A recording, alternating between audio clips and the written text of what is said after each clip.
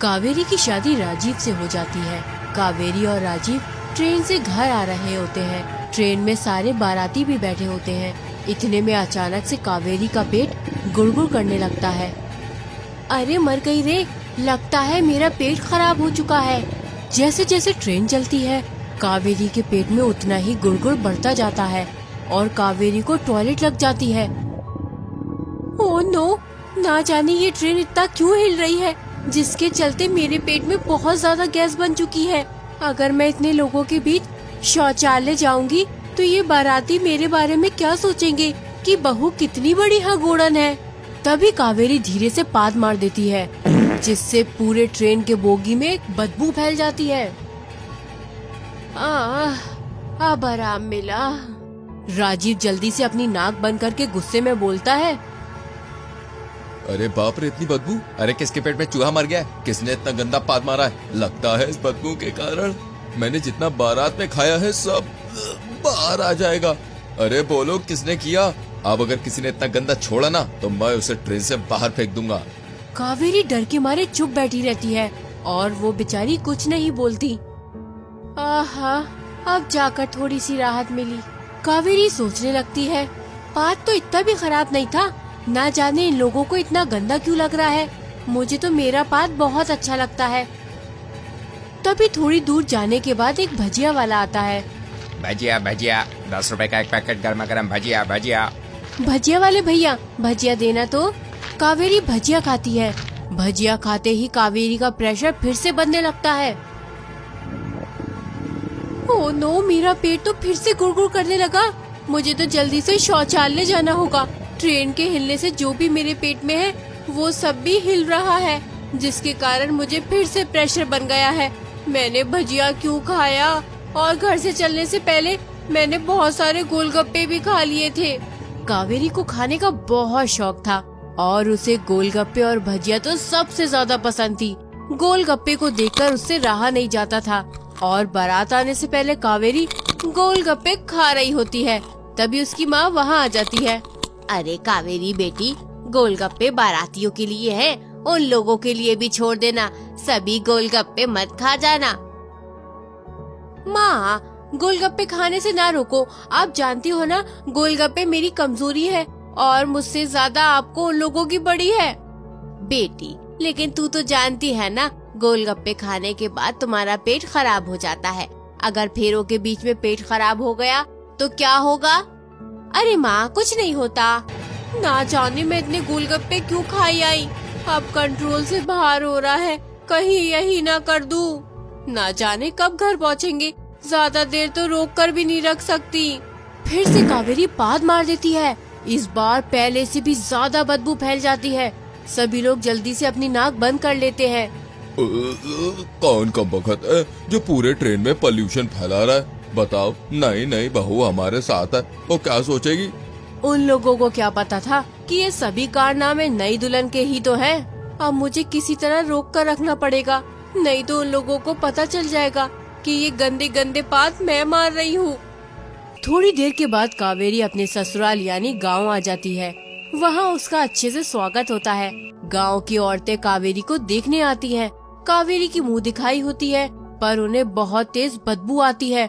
वो औरतें अपनी नाक बंद करके बोलती हैं, अरे ची ची ची ची, ना जाने ये अजीब सी बदबू कहाँ से आ रही है। सांस भी न ले जा रही हमसे तो। ऐसा लग रहा है कि अभी उल्टी हो जाएगी। लगता है कोई जानवर बाहर मर गया है। जल्दी चलो यहाँ से, वरना तो हम बेहोश हो जाएंगे। सभी लोग चले जाते हैं। हे भगवान, आज तो मैं जैसे तैसे बच गई हूँ। लगता है मेरे कपड़े खराब हो गए हैं। मैं जल्दी से अपना पेट साफ कर लेती हूँ, पर मैं इतनी रात को कहाँ जाऊँ हल्की होने।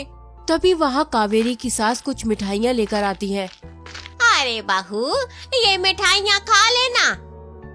सासू माँ, हल्का होने के लिए कहीं टॉयलेट नहीं है क्या? अरे बहू, ये गांव है, यहाँ हल्का होने के लिए तुम्हें पास के जंगल में जाना पड़ेगा। जंगल का नाम सुनते ही कावेरी की हालत खराब हो जाती है। माँ जी, जंगल में भूत चुड़ैल होती है। लोग वहाँ कैसे चले जाते हैं हल्का होने? अरे बहू, भूत चुड़ैल कुछ नहीं होता है। यहाँ जब तक खुले में ना जाओ तो सही से पेट साफ नहीं होता है। अगर तुम्हें चलना है तो चलो, बाहर जाकर हल्का हो जाओ। नहीं नहीं माँ जी, मैं तो हल्की ही हूँ। फिर कावेरी की सास वहाँ से चली जाती है। अब क्या करूँ, घर से बाहर कैसे जाऊँ हल्की होने? वहाँ कितने सारे सांप बिच्छू होंगे, उससे बढ़कर भूत चुड़ैल अगर सामने आ गया तो मेरा क्या होगा? कावेरी कुछ देर सोचती है, फिर एक पॉलिथीन निकालती है और उसी में शौच कर देती है। अब जाकर जान में जान आई।